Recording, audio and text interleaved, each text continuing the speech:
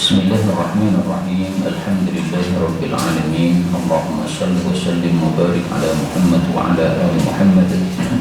Allahumma anfa'na bima 'allamtana wa 'allimna ma yanfa'una wa zidna ilma wa barik lana fi 'ilmina warzuqna al-ikhlasa fil qawli wal 'amali kamilan wa 'ilman nafi'an la yunsa wa tawfiqan daima wa sifatan wa yaqinan wa 'afiyah.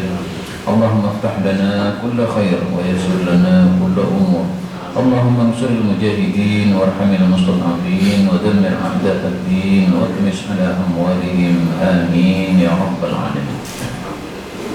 Alhamdulillah kaum muslimin rahimakumullah, kita lanjutkan pengajian kitab hadis yaitu Kitabul Buyu' karya Mbah Imam Ghazali Al-Jawi rahimahullah taala.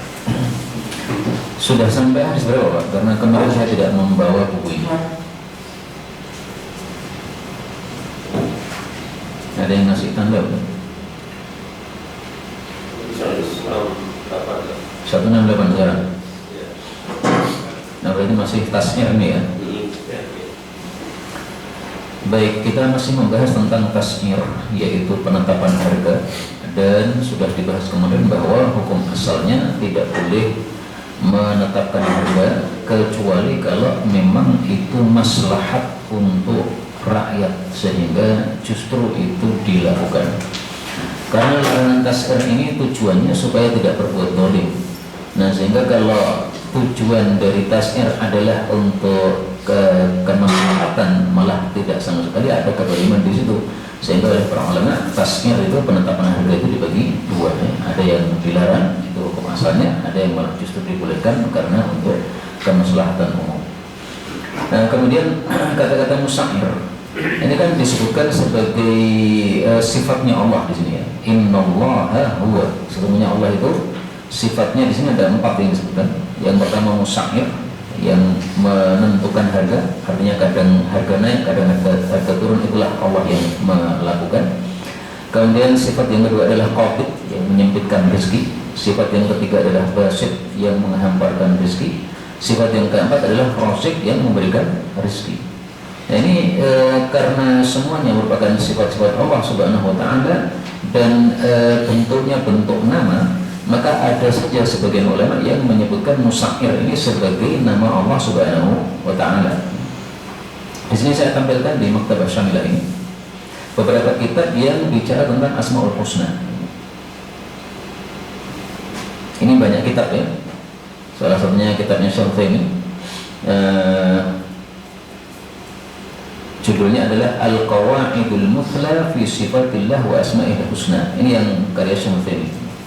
Nah, mari kita lihat Al-Musair. Ini dari kitab-kitab yang ada ini beberapa kitab, sekitar 5 kitab. Berapa kitab yang menyebutkan Musair sebagai nama Allah? Ternyata cuma 1 kitab saja.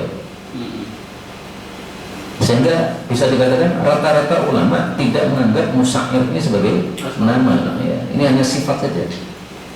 Jadi karena pembahasannya tentang penetapan harga, nah, maka Nabi menyebutkan perbuatan Allah terhadap hal tersebut. Jadi bukan sebagai nama gitu. Tapi ada saja yang mengatakan sebagai nama, ya ini di sini pada kitab Muqtaqad Ahli Sunnah pada nomor 76 beliau mengatakan salah satu nama Allah adalah Al-Musair. Dalilnya hadis tadi, Innallaha wal musairul qa'idul basit. Kemudian beliau mengatakan man dzakarahu, termasuk yang menyebutkan nama Musair ini sebagai Asmaul Husna adalah Dzakarahul Qurtubi, Imam Qurtubi. Ini kan penulisnya ini, buku ini kan ulama kontemporer ya. Nah, sehingga dia merujuk kepada ulama-ulama yang lalu. Jadi bukan pribadi dia yang berpendapat bahwa Musair ini nama Allah, tapi dia merujuk kepada pendapatnya Imam Al-Qurtubi rahimahullah. Karena itu lintasnya dalam bab Asmaul Husna ini ya terjadi ijtihad. Sebagian mengatakan ini nama Allah, sebagian ini tidak. Saya pribadi ketika membaca tadi kitab tersebut, itu ya sangat bisa menerima ya. Karena dari sisi bentuknya sama loh. Al-Musair, Al-Qabid, Al-Basit, Al-Razik, susunannya sama, ada alif lam semua. Terus kalau memang susunannya sama, kenapa yang Qabid, Basit, dan Razik boleh untuk Asmaul Husna? Kenapa yang Musair nggak boleh? Nah, maka muncul pertanyaan yang sangat wajar nih, kenapa dibedakan? Bentuknya saja sama. Nah sehingga pendapat yang membolehkan ini termasuk asmaul husna, ada sisi benarnya. Sehingga kalau kita punya anak dikasih nama Akil Musakir, ya silahkan aja. Tapi nanti siap-siap kalau ada yang protes, karena mayoritas malah justru menganggapnya bukan nama Allah Subhanahu wa Ta'ala. Terus juga Razik ini sebenarnya kalau kita cari di Quran istilahnya bukan Razik, tapi apa? Ar-Razzaq. Kan beda Pak, Razik sama Razzaq. Asalnya sama, rizkun, kemudian menjadi Razzaqun, dan satunya menjadi Razikun, tapi tetap berbeda. Dalam bahasa Arab kata-kata Razzaq itu disebut silqat mubalaghah. Mubalaghah itu menunjukkan sering. Jadi Allah itu sering atau selalu memberi rezeki. Tapi kalau Razik ini hanya sekali aja sudah disebut Razik. Nah, sehingga kalau Allah disebut Razik ini ya kurang mubalaghah. Lebih bagus kalau disebut Ar-Razzaq. Tapi ada saja ulama yang menyebutkan Ar-Razzaq ini termasuk nama Allah Subhanahu wa Ta'ala, sementara dalam Quran kelafalannya bukan Ar-Razzaq. Maka ringkasnya ini ada masalah khilaf ya.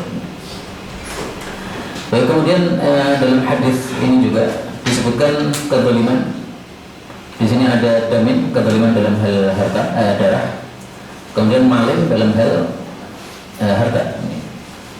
Saya tidak tahu kemarin sudah kita bahas atau tidak. Kalau sudah ya berarti pengulangan. Ada 3 kezaliman. Di sini beliau sebutkan 2 karena sudah disebutkan di tempat yang lain. Yaitu ada kezaliman dalam hal kehormatan. Lafal hadisnya memang sedikit berbeda.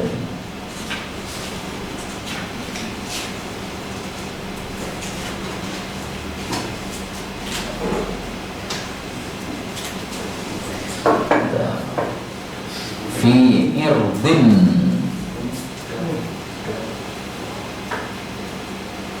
nah ini, rahimallahu abdan kanat li akhihi indahu madlamatun fi irdin aw malin. Semoga Allah merahmati seorang hamba yang dia memiliki kezaliman kepada saudaranya, baik itu dalam bentuk irdin, kehormatannya, aw malin, atau terhadap hartanya.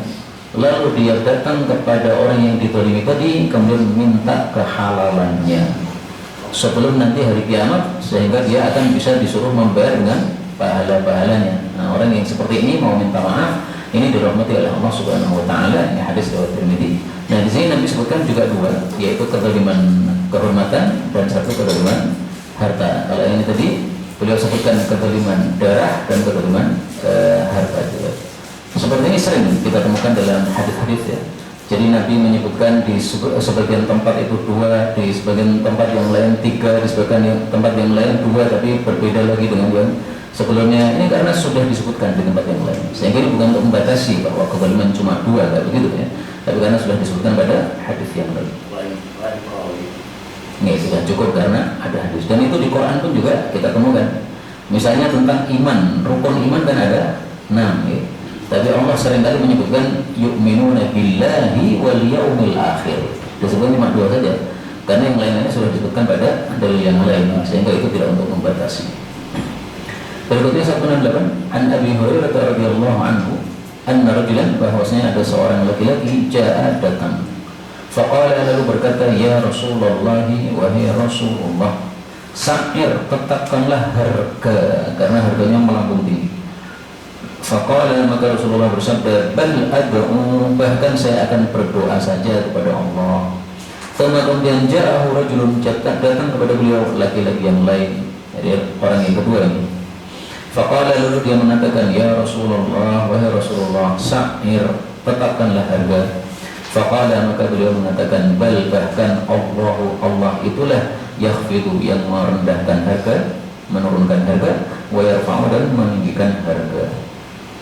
Wa ini, dan sesungguhnya aku la arju, sungguh aku berharap, an, bahwasanya alqa, berjumpa Allah, dengan Allah, yaitu di hari kiamat. Wa laisa, dan tidak ada li ahadin, untuk seorang pun, indi, pada saya, mazlamatun, kezaliman. Hadis riwayat Abu Dawud. Nah, hadis ini ditambahkan oleh Imam Ghazali dalam buku ini, padahal sama dengan hadis sebelumnya. Karena di sini ada faedah baru, yaitu Rasulullah mengatakan bal ad'u. Kalau hadis sebelumnya kan beliau langsung ngasih nasihat kan, Nah, kalau hadis yang pertama ini beliau ngasih solusi, tidak ngasih nasihat tapi ngasih solusi. Ya sudah, kamu pengen harganya murah kan? Nah, saya kasih solusi. Solusinya doa kepada Allah Subhanahu wa Ta'ala. Makanya dari sini kita ambil faedah bahwasanya segala perkara-perkara yang susah, maka solusinya adalah kita berdoa kepada Allah Subhanahu wa Ta'ala. Ini sebagaimana sabda Nabi SAW dalam hadis yang lain. Beliau mengatakan bahwa doa itu berguna baik untuk perkara yang sudah terjadi maupun yang belum terjadi. Mimma nazala. Ad-doa yanfa. Doa itu ada gunanya. Mimma nazala, untuk perkara yang sudah terlanjur terjadi. Wa mimma lam yanzil. Demikian juga untuk perkara yang belum terjadi. Fa'alaikum ibadallah bidu'a. Karena itu lazimilah wahai hamba-hamba Allah berdoa kepada Allah Subhanahu wa Ta'ala. Hadis riwayat Hakim. Nah, maka kalau kita nanti mengalami harga pada naik-naik, ini hadisnya kita pakai apa? Bal doa sama Allah Subhanahu wa Ta'ala. Selain doa ya, kita juga melakukan sholat 2 rakaat sebagaimana hadis yang lain. Idza hazabahu, karena adalah Nabi idza hazabahu, apabila mengalahkan beliau amrun, suatu perkara yang berat, maka sholat, beliau sholat 2 rakaat, sholat untuk mendapatkan solusi dari Allah Subhanahu wa Ta'ala. Hadis riwayat Abu Dawud. Dan ini mirip dengan ceritanya Anas bin Malik. Dia diberitahu bahwasanya kebunnya sudah kering kerontang, hampir mati. Maka beliau tidak melakukan apa-apa selain ini tadi, saya doa. Dia ambil wudu, sholat 2 rakaat, doa kepada Allah. Selesai doa, turun hujan. Maka beliau mengatakan, tolong dilihat hujannya sampai mana. Ternyata hujannya hanya di kebun dia tok, sama nambah dikit yang sebelah-sebelahnya. Ini karena keramatnya doanya Anas bin Malik radhiyallahu anhu. Ini ceritanya populer ya, meskipun saya nggak tahu sanadnya sahih atau tidak, tapi nggak ada masalah untuk kita ambil faedah darinya. Kemudian juga di sini hanya disebutkan mazlamah, kezaliman. Sementara yang hadis sebelumnya disebutkan secara terperinci, yaitu fi damin wala malim.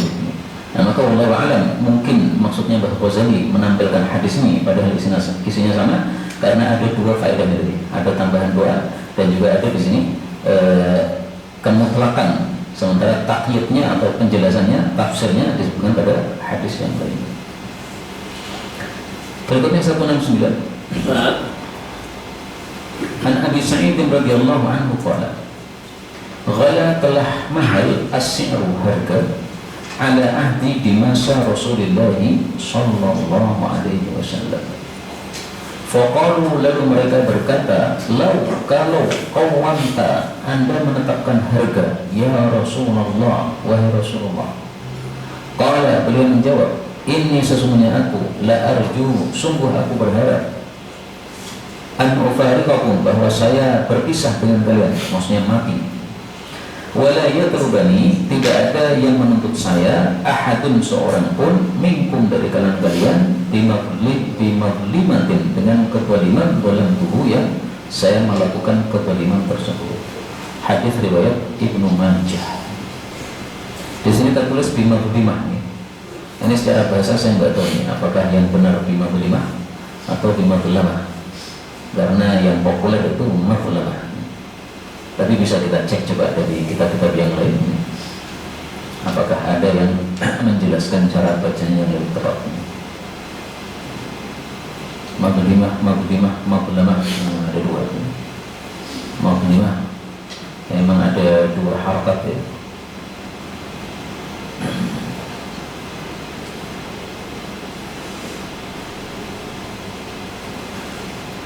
Bil fathi, dengan fathah, wa kasril lam, dan lam dikasrah, mazlimah, ismun lima ukhriba dzulm. Jadi kalau menurut ini Syekh Munawi, ini adalah bikasril lam, ya, lamnya dikasrah. Jadi malah betul mazlimah, ya. Bukan mazlimah. Menurut Imam Munawi. Nah, nanti kita bisa cari di kitab yang lain apakah boleh dibaca mazlimah. Karena justru menurut saya yang populer itu adalah bacaannya mazlamah. Bil fathi, dengan fathah itu maksudnya mimnya di fathah.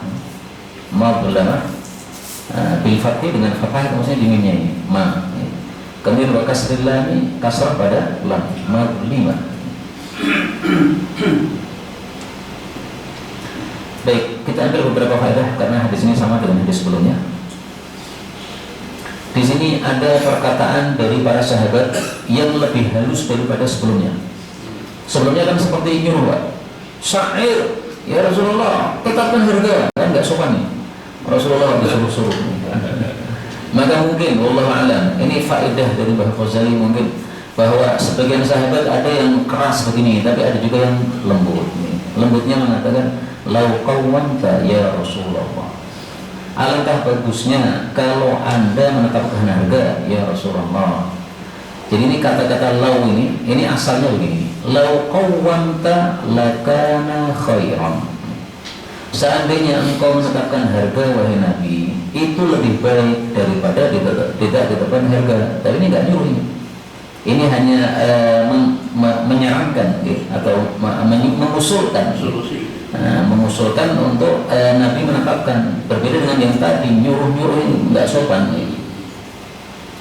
Dan ini kalimat seperti ini dalam bahasa Arab biasa, kalau ada kata-kata yang sudah dipaham itu dihapus. Lakana khairan tadi dihapus. Saya kasih contoh lagi satu hadis. Rasulullah juga pernah menghapus kata-kata lakana khairan, yaitu ketika beliau melihat seseorang menyeret kambing mati, maka beliau mengatakan lawis tanta'tum biha. Kalau kalian menggunakan kulitnya binatang mati ini lebih baik daripada dibuang. Nah, kata-kata lebih baiknya itu dihapus karena sudah mafhum. Nah, disamak dulu kulitnya, Pak. Kalau udah disamak baru bisa kemudian dimanfaatkan. Ini namanya hadaf ya, dihapus kalimatnya karena sudah bisa dipahami. Nah, maka wallahu a'lam ya, ini mungkin yang faedah yang dimaksud oleh beliau Mbah Ghazali karena adanya kalimat yang harus dari sahabat-sahabat Nabi Sallallahu Alaihi Wasallam, sehingga supaya tidak muncul salah paham ketika kita baca hadis pertama bahwa rata-rata sahabat kasar-kasar, enggak begitu. Ya mungkin yang kasar tadi yang Badui atau bagaimana nih, sementara ini sahabat-sahabat yang terdidik kalimatnya lebih bagus. Kemudian faedah yang kedua, di sini dikatakan ufariqakum. Nah, kata-kata farqa yufariqu, memisai manusia atau memisai dunia, itu dalam bahasa Arab digunakan untuk makna kematian. Dan ini juga kita temukan dalam hadis yang lain.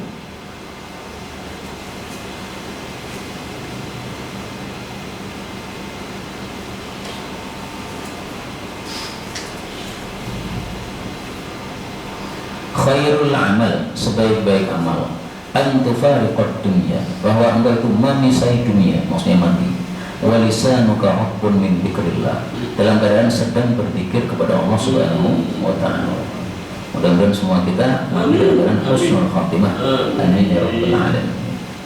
Dan memang bahasa Arab itu menggunakan kata-kata makna kata-kata mati itu dengan berbagai bentuk.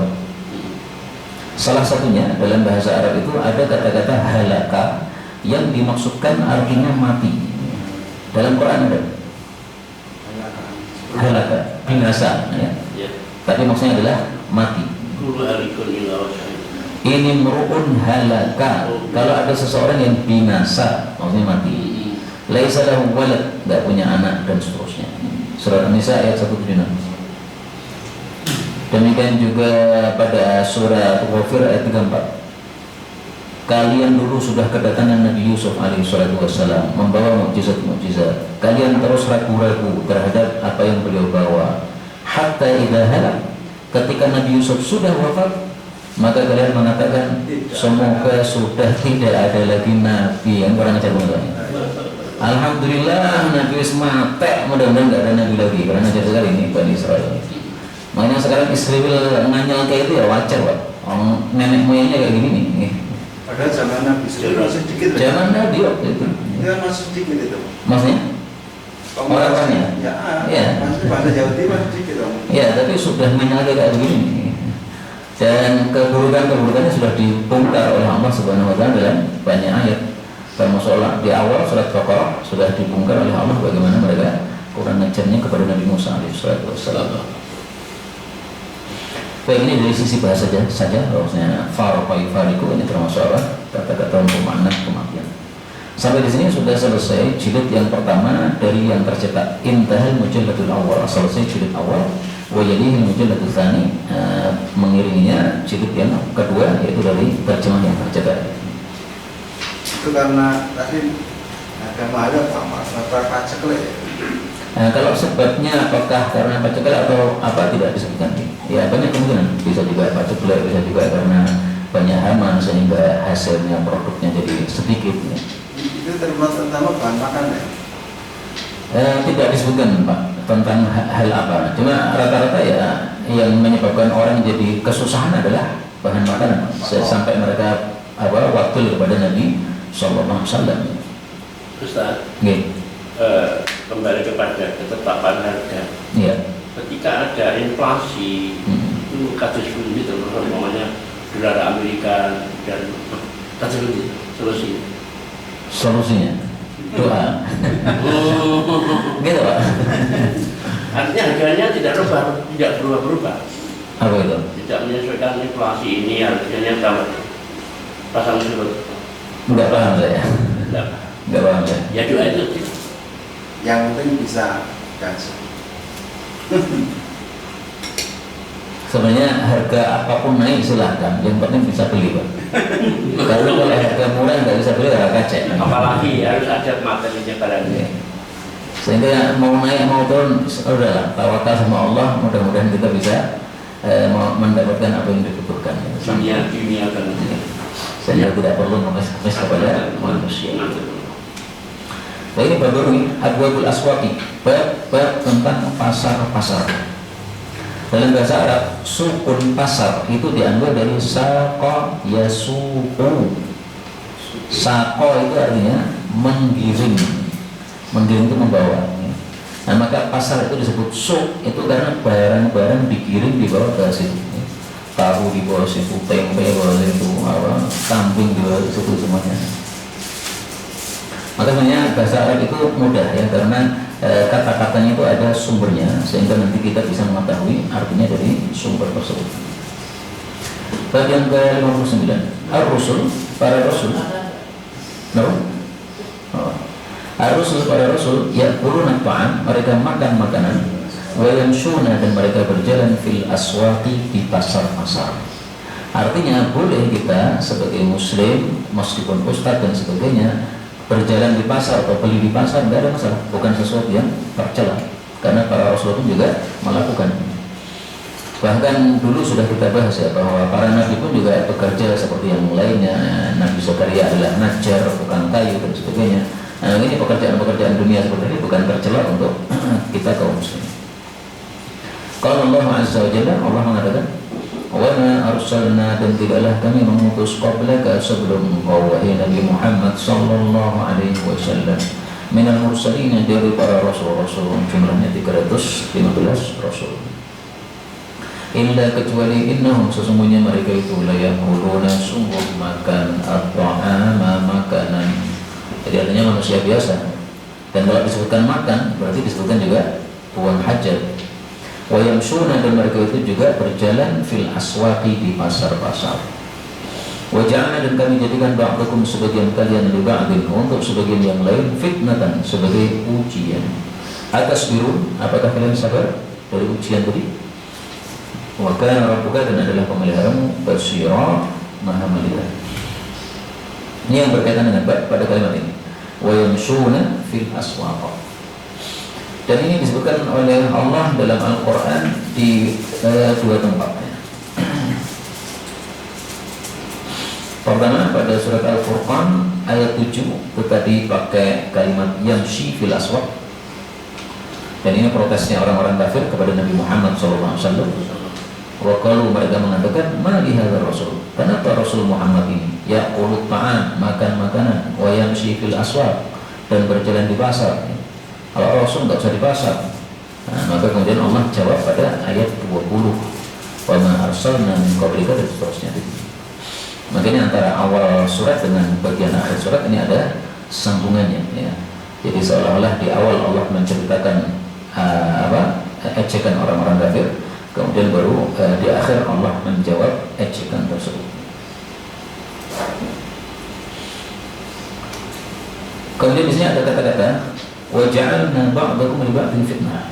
Apa kaitannya dengan masalah ini. Kaitannya adalah antara Rasul dengan umat. Nah ini dijadikan sebagai fitnah, ujian oleh Allah Subhanahu Wa Taala. Umat diuji oleh Allah dengan Rasul, percaya tidak? Kalau tidak percaya berarti nggak lulus ujian. Rasul diuji oleh Allah dengan umat. Ada umat yang bandel, nah, Rasulnya tetap sabar dakwah tidak. Jadi semuanya diuji oleh Allah Subhanahu Wa Taala. Bapak diuji dengan anak, anak diuji dengan bapak, suami diuji dengan istri, istri diuji dengan suami. Nah sehingga kalau kita tahu seperti ini, bahwasanya kehidupan itu memang isinya ujian, insya Allah kalau dapat ujian itu nggak begitu susah Pak. Karena memang ya seperti itu kehidupan. Kalau hidup nggak ada ujian bukan hidup. Nggak mungkin hidup tanpa ujian, pasti ada ujian. Bapak saya baik, ibu baik, istri baik, anak-anak baik, ternyata ada ujian dari tetangga, gitu. Tetangga baik, ada ujian dari teman kantor, pasti ada begitu. Ini sudah sunnatullah, ketetapan Allah Subhanahu Wa Taala. Nah, insya Allah dengan memahami seperti ini, kita jadi bisa agak turun ya ketika menghadapi ujian-ujian, tidak perlu emosi dan sebagainya. Memang ini sudah merupakan sunnatullah, ketetapan dari Allah Subhanahu Wa Taala. Makanya Allah mengatakan di sini atas biru, apakah kalian sabar? Ini kalimat pertanyaan, tapi maksudnya perintah Pak. Atas biru itu maksudnya isbiru. Jadi sighatu amrin, sighatu istifhamin, bentuknya adalah istifham. Istifham itu apa? Pertanyaan. Wa muraduhu al-amr, tapi maksudnya perintah. Ada nggak contoh yang lain dalam Al-Quran selain ini?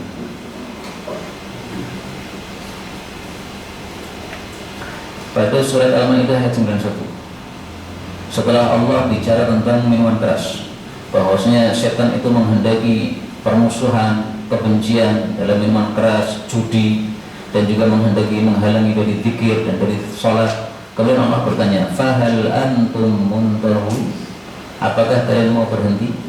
Nah, ini oleh para ahli tafsir dikatakan intahu, ai maksudnya intahu, berhentilah. Ini kalau dalam bahasa Arab itu masuknya ilmu balaghah. Balaghah itu gimana? Balaghah itu mengindahkan kata sehingga kata dari biasa menjadi dahsyat. Jadi lebih indah kata-katanya itu. Berbobot. Berbobot. Jadi kan ucapan ada tingkatan-tingkatan gitu. Ini ada ucapan biasa, ada ucapan yang lebih keras lagi, ada yang lebih nyelekit lagi. Nah begitu, ini dalam bahasa Arab ketika kita disuruh dengan langsung perintah isbiru itu biasa. Tapi ketika perintahnya dalam bentuk pertanyaan, ini lebih dahsyat. Seolah-olah Allah mengatakan, kok kamu nggak sabar gimana? Oh ini sudah sunnatullah, namanya kehidupan itu ada fitnah. Kok nggak sabar gimana? Sabarlah. Tapi hanya sabarlah, nah, berarti cuma perintah Pak. Tapi ketika ada pertanyaan, ini ada pengingkaran terhadap yang tidak sabar. Sehingga fungsinya dua ini. Fungsi pertama perintah sabar, fungsi kedua pengingkaran kepada yang tidak sabar. Berikutnya 170. An Abi Usaid Abi Asid radhiyallahu anhu anna Rasulullah sallallahu alaihi wasallam zahaba pergi ila suqin Nabi, ke pasar Nabi. Nabi ini nama tempatnya. Jadi kayak Solo misalnya, nah, disebut pasar Solo. Fanadara ilaihi, lalu beliau melihat kepadanya, kepada pasar tadi. Faqala, lalu beliau bersabda, laisa hadza lakum bisuqin, ini untuk kalian bukan sebagai pasar. Maksudnya ini tidak cocok untuk pasar, tidak usah buat pasar di sini. Thumma dhahaba ila suqin, kemudian Nabi melihat lagi kepada pasar yang lain. Fanadara ilaihi, lalu melihat kepadanya. Faqala, lalu bersabda, laisa hadza lakum bisuqin, ini bukan pasar untuk kalian. Thumma raja'a ila hadza suqi, kemudian kembali ke pasar ini. Fatafa fihi, lalu beliau berkeliling padanya. Thumma qala, kemudian beliau bersabda, hadza suqukum, ini adalah pasar kalian, maksudnya cocok untuk dibuat pasar. Fala yuntaqasanna, nah di sini beliau melarang dua perkara. Yang pertama, fala yuntaqasanna, betul-betul pasar ini jangan dikurangi. Maksudnya jangan dikurangi, jangan dihentikan sebagai pasar. Jadi abadikan sebagai pasar, jangan dipindah, jangan dibuat untuk selain pasar. Kemudian yang kedua, larangan beliau, wala yudrobanna, janganlah dipungut alaihi pada pasar tadi kharajun, pajak. Jadi hukum asalnya tidak boleh ngambil apa? Pajak. Kamu boleh dagang di sini, tapi setiap hari harus bayar pajak begini, enggak ada. Tapi hadis ini riwayat Ibnu Majah, derajatnya dhaifah. Seandainya sahih maka kita bisa pakai dalil ini. Rasa mau pajak Pak, dilarang Nabi SAW. Tapi karena hadisnya dhaif ya tidak bisa dijadikan sebagai hujjah. Ini yang berkaitan dengan bab adalah pada kalimat ini ya. Fatafa fihi, lalu Nabi SAW berkeliling pada pasar tadi. Nah, berarti Rasul SAW ya kadang-kadang pergi ke pasar. Kemudian kita ambil beberapa faedah. Faedah yang pertama, perkataan Nabi ini, laisa hadza lakum bisu. Ini tidak cocok untuk pasar bagi kalian. Ini ada dua kemungkinan.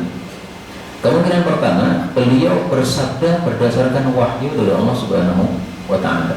Sebagaimana sabda Nabi sallallahu alaihi wasallam pada hadis yang lain. Beliau mengatakan, "Innama aqulu ma uqawwalu." Tiada lain saya bicara sesuatu yang saya disuruh bicara, yaitu oleh Allah Subhanahu wa taala. Ini kemungkinan pertama. Apakah harus seperti itu? Tidak harus. Kenapa? Karena Rasul Shallallahu Alaihi Wasallam itu boleh untuk berijtihad, boleh untuk berijtihad, sehingga bisa saja ini adalah ijtihad dari Nabi Shallallahu Alaihi Wasallam. Saya melihat wah ini nggak cocok untuk pasar nih, karena mungkin apa terlalu panas atau terlalu apa ya.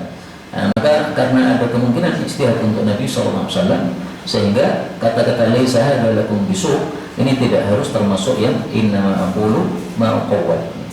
Wa yahtamilu, ada kemungkinan annahu sallallahu alaihi wasallam yajtahid fihi, beliau melakukan ijtihad padanya. Kama sebagaimana yajtahidu, beliau pernah melakukan ijtihad fi ta'birin nakhli, di dalam hal tentang apa? Pengkawinan pohon kurma. Rasulullah kan pernah melihat para sahabat mengkawinkan pohon kurma. Beliau bertanya, ada apa ini? Ini yang jantan sama yang betina dikawinkan ya Rasulullah. Maka beliau mengatakan, ini nggak perlu dikawinkan, nggak apa-apa. Ternyata setelah mereka tidak mengkawinkan, hasilnya jelek. Akhirnya Nabi bertanya, loh ini kok tumben hasilnya jelek, kenapa? Ini gara-gara kemarin ya Rasulullah, aku bersabda begini, kami tinggalkan, akhirnya hasilnya begini. Maka kemudian beliau mengatakan, antum a'lamu bi umuri dunyakum. Kalian lebih paham masalah bab dunia kalian. Tapi kalau masalah bab agama, fa'ilayya. Nah, silahkan kembalikan kepada saya. Nah, situ jelas bahwasanya di situ Nabi melakukan ijtihad. Nah, di sini pun juga Nabi melakukan ijtihad, ada kemungkinan. Maka ada dua kemungkinan. Karena itulah dalam kasus perang apa itu? Uhud atau Badar gitu ya. Itu ketika Nabi menetapkan ini kita berada di sini. Nah, itu ada seorang sahabat bertanya, ya Rasulullah, Anda menetapkan kita di sini, ini berdasarkan wahyu atau berdasarkan ijtihad? Kalau berdasarkan wahyu ya sudah, kita manut. Tapi kalau ini berdasarkan ijtihad, maka ini nggak cocok ya Rasulullah. Karena tempat sini ini kalau untuk peperangan ini nanti kita kekurangan air. Nah terus di mana? Kita kuasai sumurnya. Jadi jangan di sini nggak ada sumur, di tempat yang ada sumurnya sana. Nah Rasulullah ternyata menyetujui pendapat tadi. Oh iya, pendapat yang bagus. Akhirnya beliau kemudian memindahkan tempat, dan akhirnya betul dengan sebab menguasai sumur tadi, orang-orang kafir tidak punya air, akhirnya mereka kalah. Dan salah satu sebabnya karena tadi ya, mereka kekurangan pasokan makanan atau pasokan minuman, sehingga menyebabkan kesusahan mereka di dalam perang tersebut.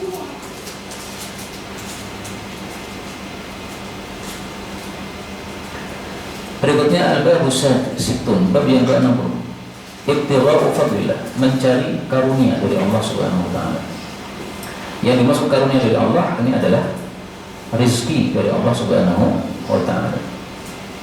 Qala Allah taala, Allah mengatakan, "Laisa 'alaikum, tidak ada bagi kalian junahun dosa. Antabtagu, bahwasanya kalian mencari fadlan, karunia min rabbikum, dari pemelihara kalian." Surat Al-Baqarah ayat 198. Ini termasuk ayat yang kalau kita tidak tahu sababul wurudnya, kita akan bingung memahaminya. Tidak ada dosa untuk cari nafkah. Memang kenapa? Kok tiba-tiba ada kata-kata tidak ada dosa untuk cari nafkah? Memang sejak dulu memang nggak ada dosanya. Nah, maka supaya paham apa maksudnya ini, kemudian Bapak Ghazali menampilkan hadis tentang sababul wurudnya. Makanya ayat ini termasuk ayat yang sababiyah. Ayat sababiyah itu ayat yang turun ada sebabnya. Ada juga ayat yang istilahnya itu ibtidaiyah. Ibtidaiyah itu yang turun sekonyong-konyong tanpa ada sebab. Allah pengen turunkan ayat, ya turun ayat. Nah, ayat-ayat yang ibtidaiyah ini sangat jauh lebih banyak daripada ayat-ayat yang sababiyah. Demikian juga hadis Nabi, ada yang sababiyah, ada yang ibtidaiyah. Dan hadis-hadis Nabi yang ibtidaiyah lebih banyak daripada yang sababiyah. Hadis 171 an Ibnu Abbas radhiyallahu anhu qala, kanat adalah ukadun, pasar ukad, wa majannah, dan pasar majannah, wa dzul majazi, dan pasar dzul majaz. Aswaqan adalah pasar-pasar fil jahiliyah, di masa jahiliyah.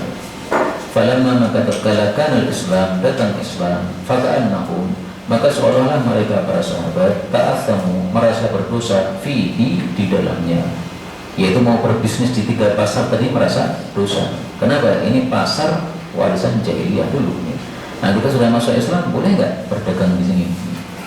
Fanazalat, maka turun ayat, laisa 'alaikum junahun an tabtaghu fadlan min rabbikum. Tidak ada atas kalian dosa untuk mencari karunia dari pemelihara kalian. Ditafsiri oleh Ibnu Abbas fi mawasimil haji, yaitu pada musim-musim haji. Kalian mau bisnis silahkan. Maka dari sababul wurud ini kita pahami 2 pemahaman atau 2 perkara.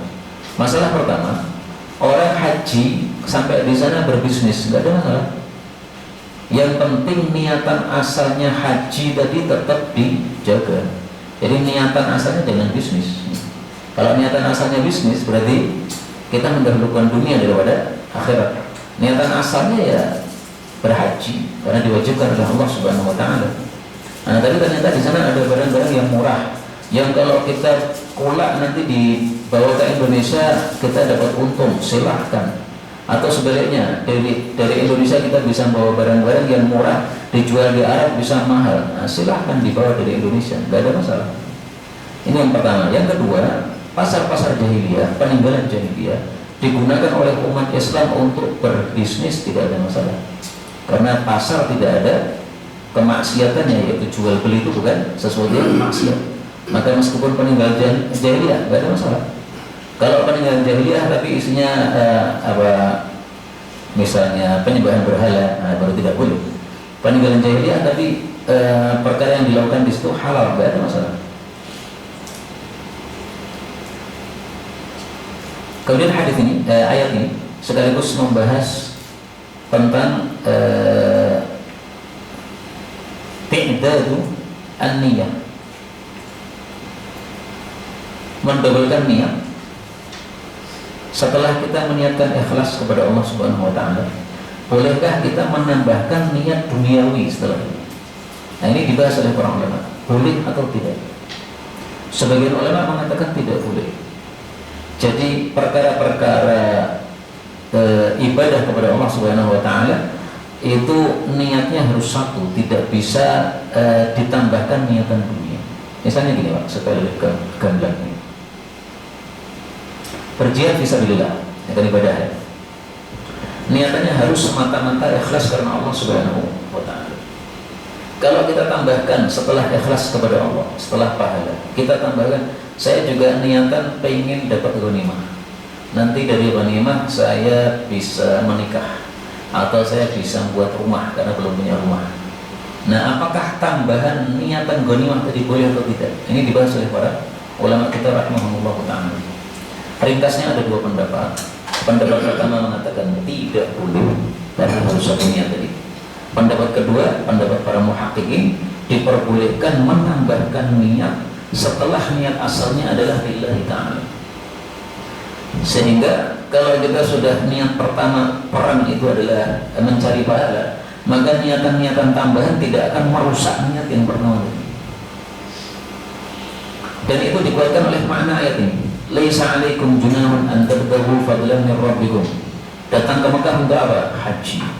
Tapi di sana ada bisnis, boleh nggak bisnis? Nggak ada masalah. Nah, sehingga dari Indonesia kita ada niatan bisnis karena sudah ngerti apa yang bisa dibisniskan di sana. Sementara niatan asalnya adalah haji, kemudian niatan keduanya tambahannya adalah bisnis tadi. Maka ini termasuk perkara yang diizinkan di dalam Islam. Wallahu a'lam bishawab. Tetap khilafnya ada, ya, tetap perselisihan pendapat itu masih ada. Saya tampilkan dari yang lain untuk masalah ini tadi.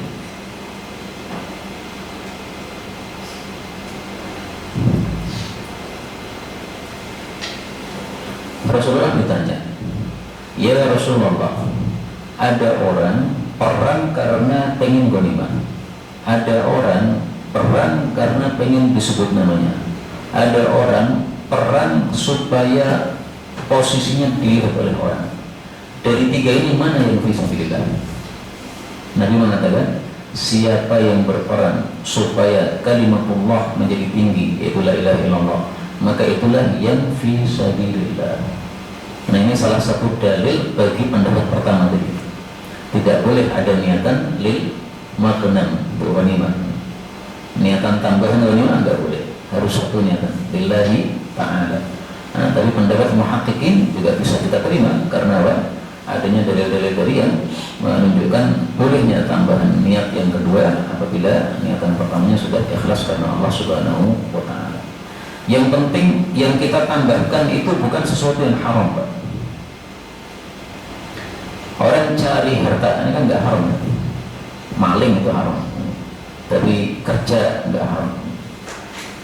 Orang pengen disebut berarti ria. Ria itu sudah sejak asalnya sudah haram. Maka kalau ditambahkan niatan supaya tenar nggak boleh, karena ini sejak asalnya sudah haram. Kalau tambahannya sesuatu yang boleh, maka tidak ada masalah. Baik, sampai di sini dulu. Barangkali ada pembahasan. Ini jelas. Niatan tadi.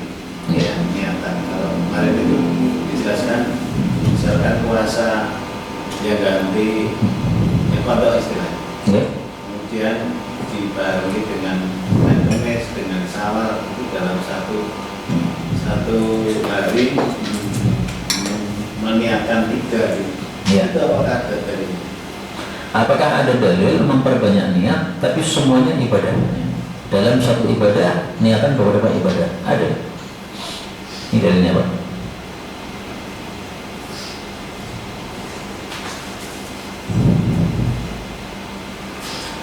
Dalilnya umum ya. Wa innama likulli imri'in ma nawa. Tiada lain masing-masing orang mendapatkan apa saja yang dia niatkan. Manawa, apa saja yang dia niatkan. Dari sini diambil pelajaran oleh para ulama bolehnya memperbanyak niat satu ibadah. Sehingga sholat 2 rakaat bisa pahalanya 4. Dia niatkan syukur wudu karena habis wudu, niatkan tahiyatul masjid karena masuk masjid, niatkan istigharah karena akan beristigharah setelah itu, dan niatkan qobliyah karena dilakukan sebelum sholat fardu. Pahalanya 4. Nah, yang niatnya 1 ya pahalanya 1.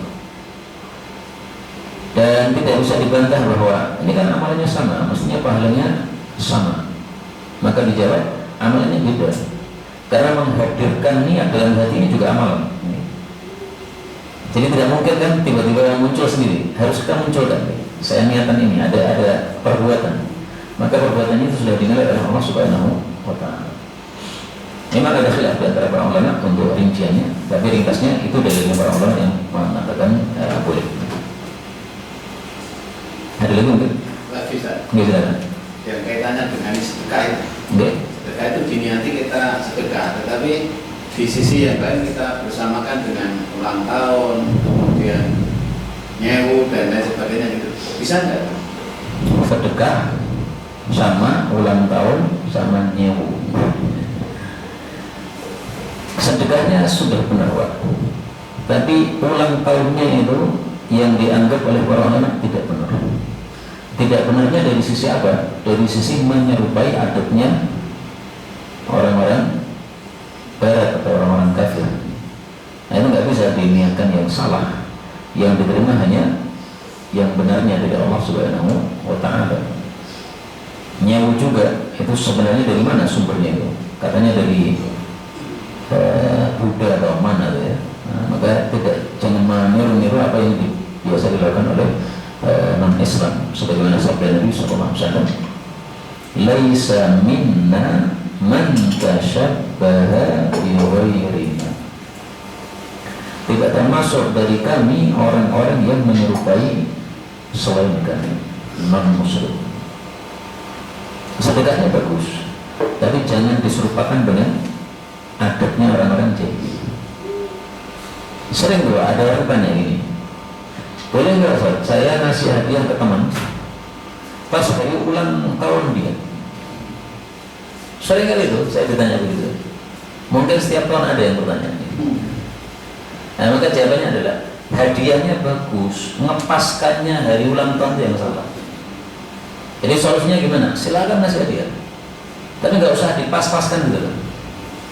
Mau nyembelih kambing dibagikan kepada tetangga, pahalanya diberikan kepada yang mati, bagus sekali. Tapi kok dipaskan sewu itu loh, kenapa gitu? Itu yang salahnya ngepaskan itu.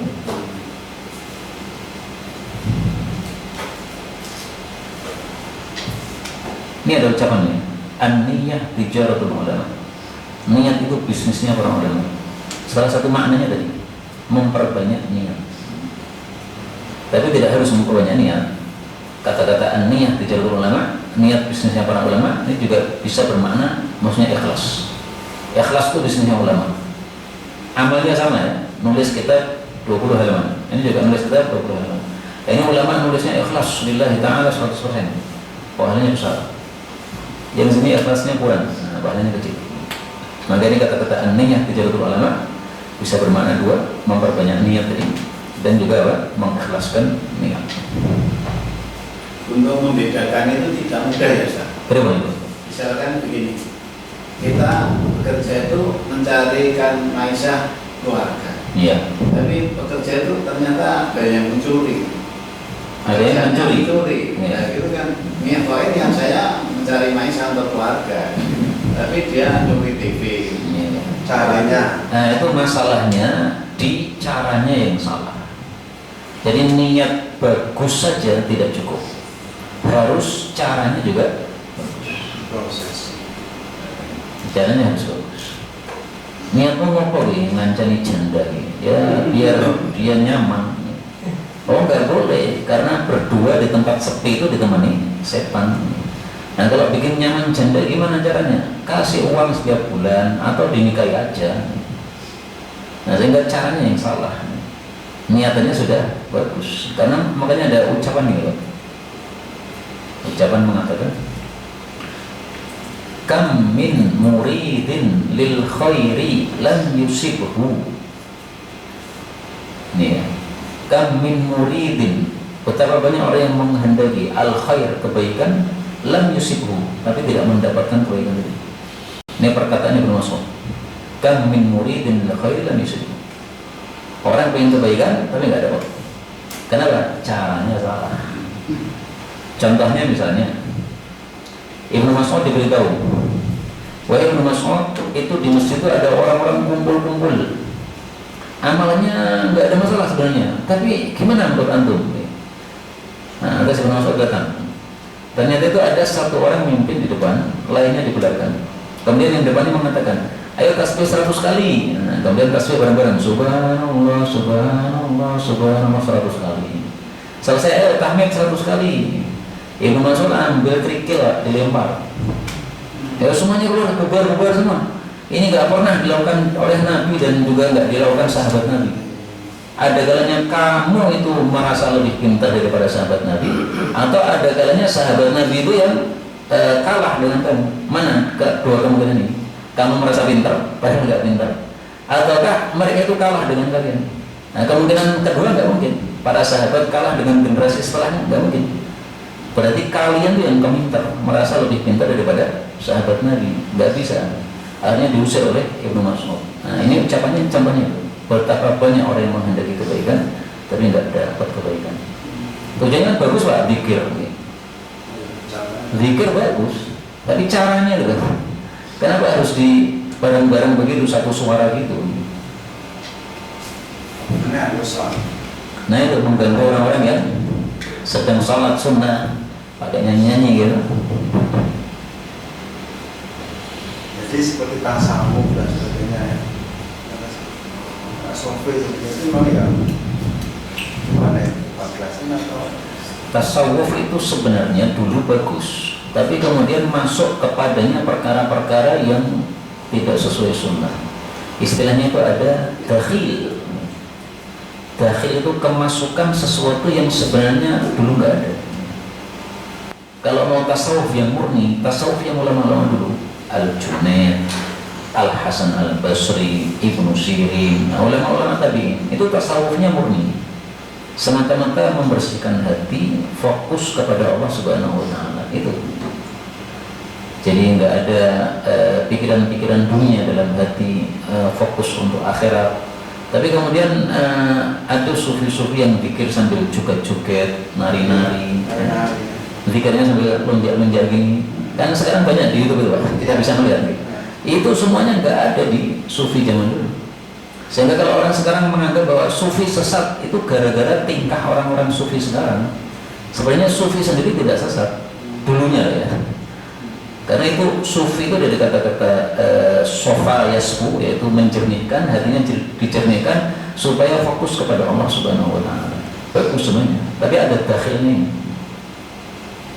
Dan semua ilmu tambahnya ada dakhilnya. Tafsir itu ada dakhilnya. Contohnya I'jaz adadi, mukjizat angka 9 dalam Quran. Itu tafsir dakhil itu, nggak usah diikuti kayak gitu-gitu.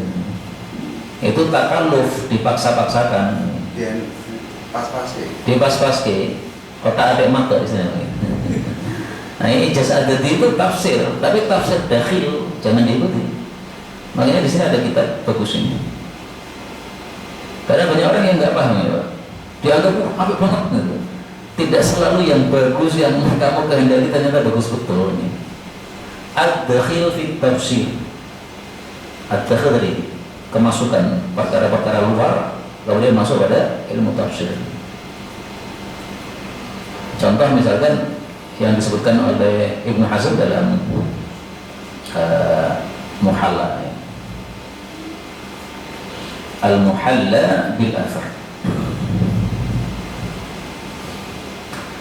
Jadi di sini dimakuhu otaknya, kalimatnya Ibnu Hazm kan keras ini, mantap ini.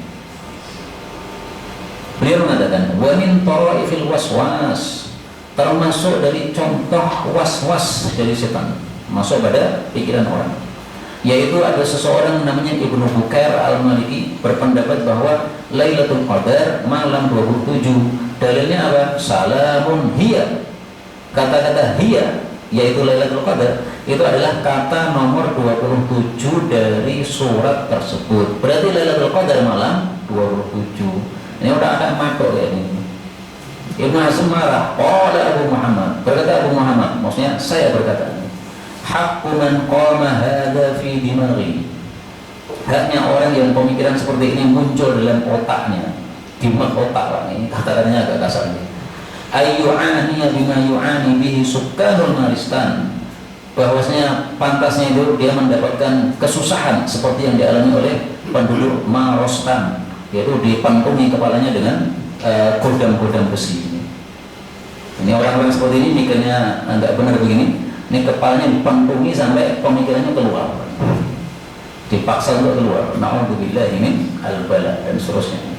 Ini contoh dakhil fit tafsir. Nggak bisa Quran dibuat-buat gitu. Kemudian keajaiban angka 9 dan sebagainya, nggak benar. Nggak ada ijaz ada di, nggak ada. Termasuk matematika Quran dan sebagainya. Gimana Pak? Matematika Quran saya nggak paham. Nah, itu seperti Bismillahirrahmanirrahim sebelah saya, sebelah bro. Terus? Itu nanti ya hitungan itu ya. Nek matematika nek dihitung itu ya pas.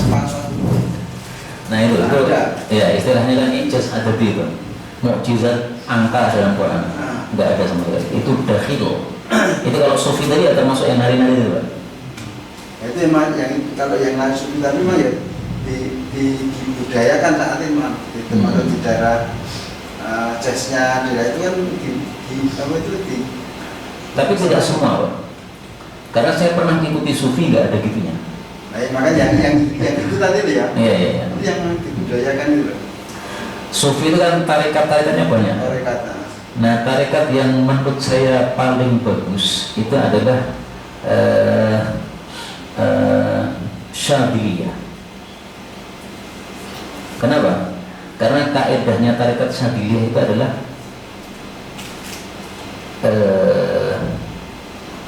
al-jam'u baina dzikri wal fikr, menggabungkan antara zikir kepada Allah dan fikir yaitu ilmu. Nah, sehingga Syadziliyah ini mereka tidak hanya zikir toh, tapi mempelajari Sahih Bukhari, mempelajari Sahih Muslim. Syadziliyah yang benar loh. Kalau Syadziliyah Indonesia bagaimana saya nggak tahu. Nah, ini saya pernah kedatangan seorang ulama sufi dari Suriah, namanya Syekh itu Abdul Hadi Kharsah. Nah, beliau tarikatnya Syadziliyah itu betul-betul menggabungkan antara zikir dan fikir. Jadi kalau bermajelis sama beliau tidak hanya zikir toh, ya kajian ilmu. Kalau mau zikir nanti ya sendiri-sendiri di dalam rumah, pas kumpul pagi ya ngaji kitab ya diselesaikan begitu. Ada lagi thariqah Rifaiyah. Nah, ini katanya Rifaiyah ini yang ahli-ahli bongsone terbang di langit, bisa lewat di air gitu. Nah, itu tidak bukan sufi yang asli itu dakhil jelas. Di masa para sahabat, masa tadi nggak ada yang memprogramkan kita jadi sufi bisa terbang, nggak ada sama sekali. Ini jelas dakhil di dalam tasawuf. Kalau Naqsabandiyah misalnya itu apa itu? Nah, itu tarekat-tarekat sufi yang beraneka ragam, tapi tujuan mereka sebenarnya satu ya, bagaimana bisa sampai kepada Allah Subhanahu Wa Taala. Cuman caranya sampai itu kan macam-macam tadi. Kalau Syadziliyah tadi jam'un baina dzikir wal fikir. Kita ilmunya kuat tapi dzikirnya juga kuat. Jadi misalnya ini ngaji habis Isya sampai jam 9. Nanti jam 3 bangun, jam 2 bangun. Jangan ngiler sampai subuh. Karena ngiler sampai subuh berarti cuma kuat ilmunya saja, dzikirnya nol. Nah, itu tujuan Syadziliyah begitu.